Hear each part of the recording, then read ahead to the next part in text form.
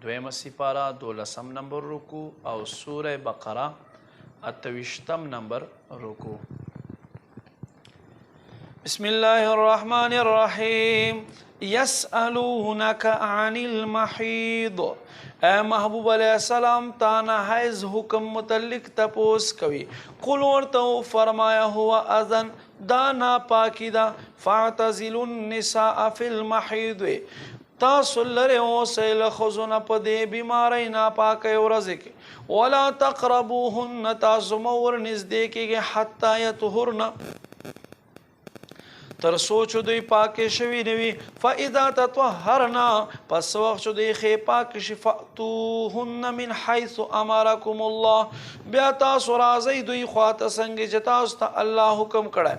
ان الله يحب التوابین، بېشکه الله خوښوي توبه کوونکي. ويحب المتطهرین، او پاکي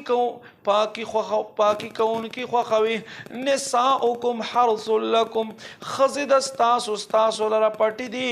فأتو حرثکم، تاسو راځئ خپلو پټو ته خپلو ځمکو ته. انا شئتم، څنګه چې ستاسو خوښوي. وقدموا لانفسکم، تاسو ړومبی کوئ ځانونو خپلو لره. واتقوا الله، الله نه ویریږئ. واعلموا پوه شئ انکم ملاقوه، بېشکه تاسو به الله سره ملاقات کوئ. وبشر المؤمنین، او زیری ورکئ ایمان والو ته. ولا تجعلوا الله، تاسو مه ګرځوئ د الله ذات الله نوم عرضة بطور ډال لایمانکم خپلو قسمونو لره. ان تبروا، ادا چې تاسو احسان کوئ. وتتقوا، پرهیزګاري اختیاروئ. وتصلحوا، او اصلاح کوئ بین الناس، خلقو ترمنځ. بیا الله په نوم قسم خورئ. والله سمیع علیم، الله اوریدونکی علم وال دی.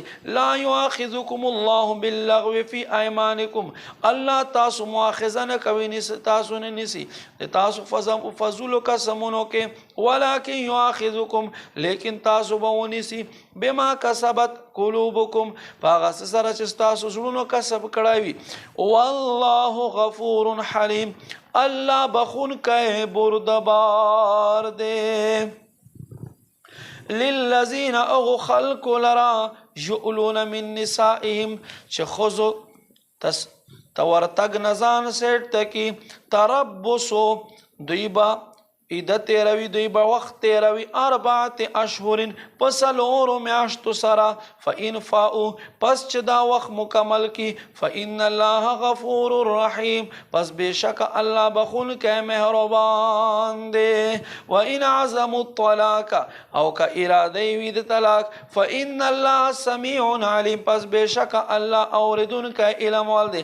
والمطلقات یتربصن، او طلاق یافته ښځې دې اوسي بانفسهن، په ځانونو خپلو سره 3 قروء، 3 حیضه. ولا یحل لهن، نه دي حلال دې ښځو ان یکتمن، چې دوی پټ کړي ما هغه څه خلق الله چې الله پیدا کوي. فی ارحامهن، د دوی په رحمونو کې. ان کن یؤمن بالله، که چېرته دوی الله په ذات ایماني. والیوم الاخر، په ورځ د آخرت ایمان وي. وبعولتهن، او خاوندان د دوی احق، ډېر حق لري. بردهن، د دوی پرد کولو سره. فی ذالک، په دې کار کې. ان ارادو اصلاح، کچیر دوی اراده لري د یو ځای کېدو. ولهن، دې ښځو لره مثل الذي، په مثل د دومره حق ته. علیهن، په دې ښځو باندې بالمعروف ښېګړې سره. وللرجال علیهن درجه، او سړو لره په دې ښځو باندې فضیلت ته. والله عزیز حکیم، الله غالب حکمت وال دی.